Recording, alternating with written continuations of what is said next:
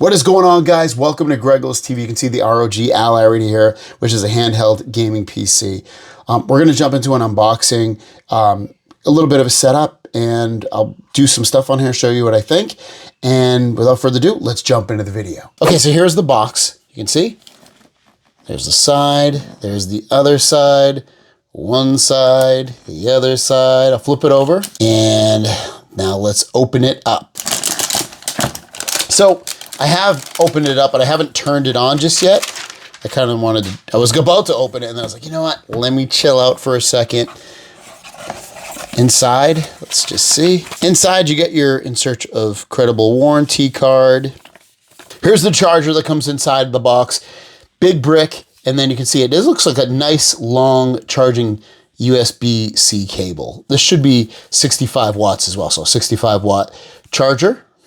And then down here, you get a little stand. It's not anything crazy. It's like literally a piece of, I could break this really easy. It's like basically cardboard, but hey, give you a little stand as well. And then here is the console. You've got the headphone jack, extra memory if you want to add in like an SD card.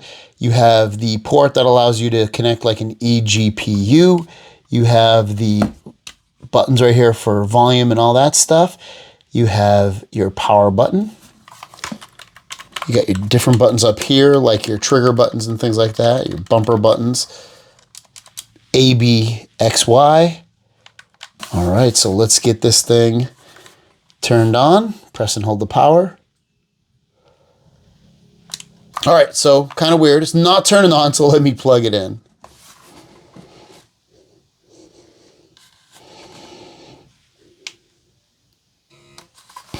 All right, got it turned on once I plugged it in. All right, perfect. So it's asking where we are. I'm gonna hit United States. Is this the right keyboard layout? Yes. No, I'm gonna skip a second layout. I need to connect to my Wi-Fi now.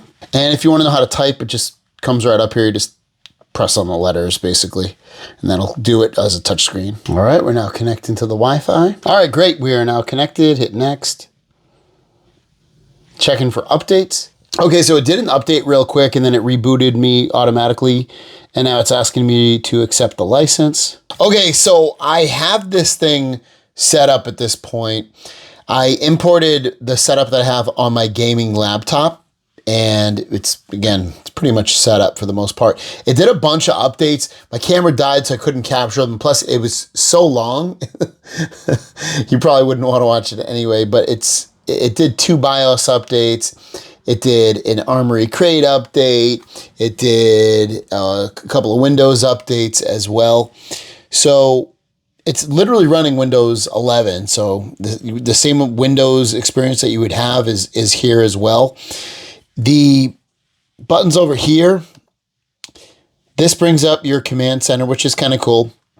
This allows you to bring up certain things that you might want to do, such as your keyboard, or if you want to change your performance mode, you can click on this. You can change it to turbo or silent or performance. You can see it uses different wattages on here. You can also change your controller mode to gamepad, to auto, to desktop. You have your different game profiles. If you set these up, I have not set mine up, so I don't have those yet. You can set up a frames per second limiter, so it only uses a certain amount of frames per second on games and things like that. You can check out real-time monitoring in terms of the GPU, CPU, temperature, frames per second, all that kind of stuff. Keyboard, bring it up if you need to. You can show your desktop. Embedded controller if you have one connected. AMD RSR. You can control your volume right here. You can control your brightness for your screen right there. You can turn this on and off. This is your Armory Crate configuration. This is going to be at the back. Generally, this is what you would see in Armory Crate. I have my screen a little bit bigger, so if it seems a little bit weird and not fitting the screen, it's just because I zoomed in on the display just a little bit. But what's cool about it is I can see it a little bit better. Let me put this, I'm going to show you some gaming. I have this on turbo. I'm going to put it on well, pre-installed actually before we can even get into gaming. Pre-installed, what I noticed anyway was Xbox and Steam. And then I installed Epic Games Launcher and Fortnite. Let me get out of this real quick because I want to show you, the same window experience that you would expect is here. If you want to go to a website, let's go to Droid Life.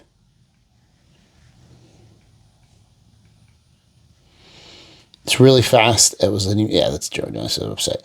It's really fast at web browsing. You can see it brings up websites super quick. It's actually quite impressive with all of that. It doesn't feel too hot. I mean, I can feel a little bit of warmth in it when I've been gaming. I just gamed a little bit. I played like one game of Fortnite. Let me show you some Fortnite on here real quick. So we got this. Hit Fortnite. While that's loading up, let's go into settings. I got it set to medium. So I've got this set to medium right now, running on turbo. I played it earlier and I didn't realize I was on performance mode. I definitely wasn't running this good on medium before. I've got the frames per second up there. They are just standing here. 60 frames per second on medium. Give a good jump right here. So if you play Fortnite, you definitely want to turn on turbo mode. Performance mode just doesn't do it on this. This is a lot better frame rate than what I was having before. I just forgot to change the profile. This is looking really, really good. I almost want to try this at 120 hertz to see if this will run at that. But this is so far so good.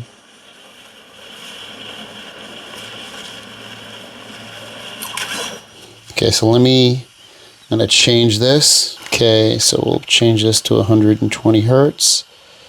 It's at medium settings. And see if it actually will hit that. Let's see, it's at about 80.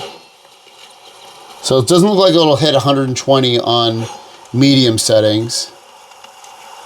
But it will go up to as high as I saw 89. It looks like it's going back and forth between about 60 and 70. It seems like 60 would probably be a safe bet to keep the frames per second that. But this looks pretty freaking good.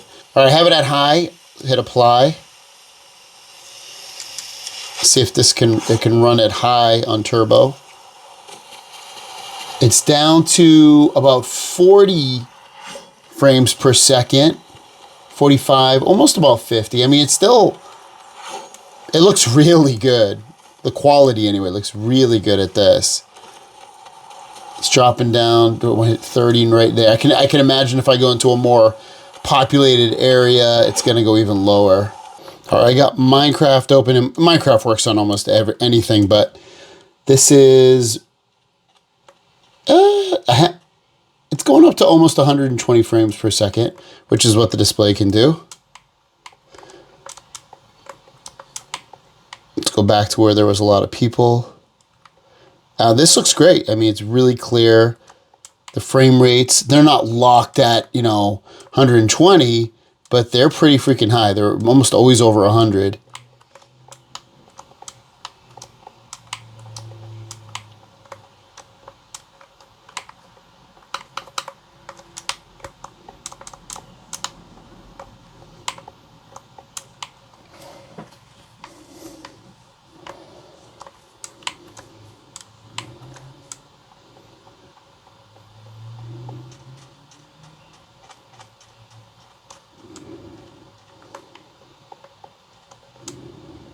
There's a bunch of people right here. It's definitely below 100 when there's more people around, but it's still pretty good. It doesn't look bad. Otherwise, everything on here is actually pretty fast and smooth in terms of performance. It's definitely not laggy or anything like that. I will have so many more videos on this, everything about this thing. So stay tuned for the channel. This is just the tip of the iceberg. Kind of just wanted to show you what I was getting myself into with this. So if you want to pick one up, it's linked down below. So far, so good. It's a really cool device. Like I said, I've been playing it a little bit. I can feel heat right here, but it's not like a gaming laptop where it's like burning my hands at all anywhere. So check it out, guys. Very, very nice. Display's nice. Speakers are good. Performance is really good. I'm digging it for sure. Thanks for watching. Have a great day. We'll see you down the road. Peace.